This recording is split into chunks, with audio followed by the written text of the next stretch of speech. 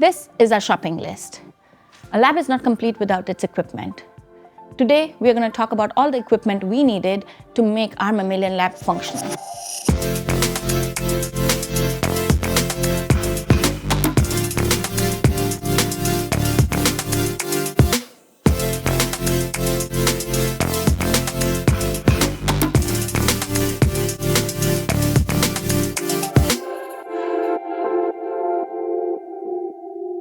When people imagine buying lab equipment, they picture a catalog and a credit card. The reality is way messier. A lot of our best finds came from companies that were closing labs or from second-hand listings. You learn to spot a good deal.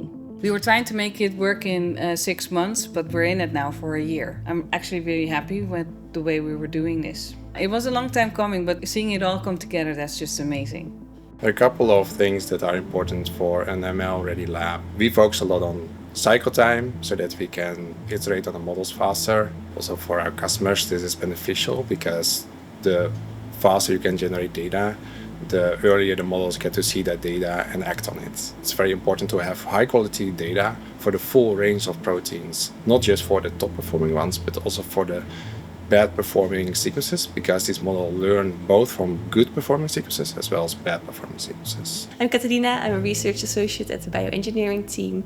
Well, I think generally the Cradle labs are very modern, state-of-the-art with lots of automation, which is already quite special. Make our lives as scientists easier, that's also worth a lot here, and I really appreciate that. And in terms of equipment, I think what's mainly going to be new is we're going to have a flow cytometer, which is going to allow a whole different set of assays that we can onboard, measuring different properties that we cannot do right now. So the first important equipment is the incubator, where you of course grow your cells, culture your cells, and you can also use the incubator to do your assays. And then the second most important equipment is the flow hood, where you can work in a sterile environment to not contaminate your cells. If I would have my cells here and I would open the flask, bacteria would come in, they would start growing and all your cells die. And in your flow hood you have a constant flow that protects so that nothing comes in. The thing I'm most excited for is the flow cytometer. There are many machines that need to be there, but I think the incubator, the flow hood, and a flow cytometer, for example, are most important.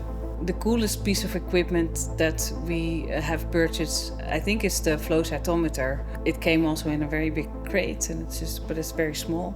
It's very cool. So as a scientist, that also means like getting to think about new experiments that I haven't done personally before. Also, what I'm very excited about, what I've done in my past experience, is work a lot with microscopy.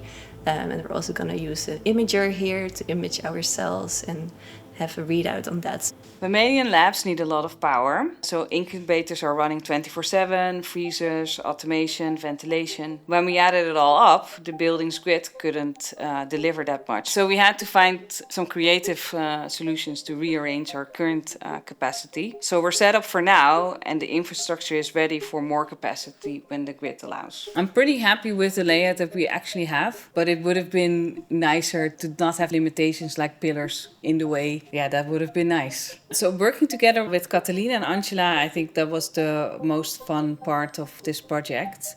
Figuring out all the needs, that was my favorite part, working together with those ladies.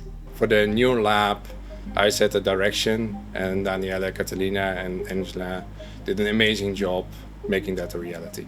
The building of the proteins, the antibodies, will still happen in the automation lab, but once that is done, the plates or the antibodies will be handed over to the mammalian lab, where we will be doing the actual assays. I think that's one thing I look forward to. So over time, you would probably have to onboard new assays, because we're not just working on one antibody. We're working on many different types of antibody, many different types of enzymes. Every different antibody needs a different target cell. So I think that will be the nice challenge, that your work will change continuously over time. So in the beginning, it will be me and Catalina. I'll be training Catalina in the coming 3 months or so. And of course, everyone will be trained at some point. At the end of the day, the lab is there to enable the scientists to do the best work they can. I'm really happy that I contributed to that.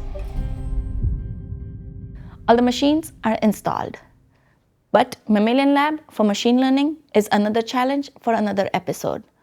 Stay tuned. See you next time.